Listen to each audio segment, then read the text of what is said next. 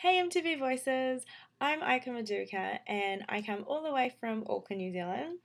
Unfortunately, this morning I couldn't make it to your guys' open casting calls you are holding on you now, just due to time difference and work circumstances. But I'm not letting that hold me back. I am still determined to become a part of your global streetcaster team.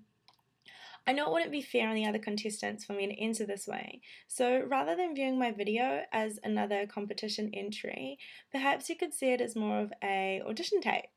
So I hope you enjoy, and here's my report on bullying. So it's no surprise that bullying affects each and every one of us in different ways. And as a recent high school survivor, I've definitely been no exception to that rule. Now, I use the term survivor rather than graduate just because for a lot of us, bullying turns school into a war zone.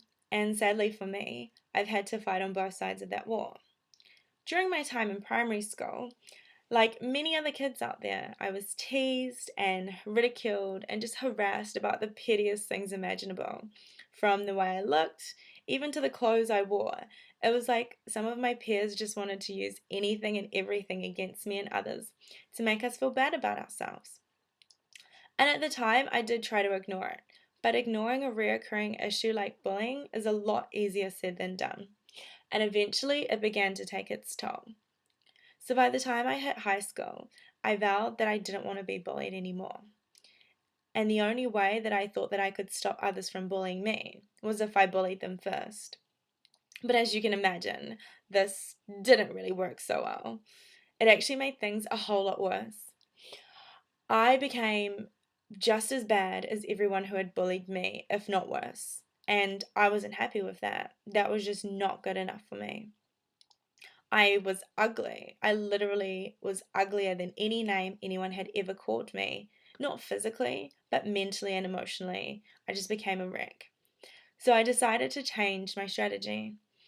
The only way that I thought that I could finally defeat bullying once and for all was if I spoke up. So I talked to my friends, I talked to my family, and I even talked to the school counselor. And with their love and support, I was able to get through. And I hope by listening to my story, you guys realize that you can too. Bullying has become such a predominant issue in our society, and it appears that we're all suffering from it. So, why don't we just all speak up? Why don't we have our say? Why don't we fight bullying once and for all? Head on over to mtvvoices.com and share your experiences, and maybe they can help you and others get through.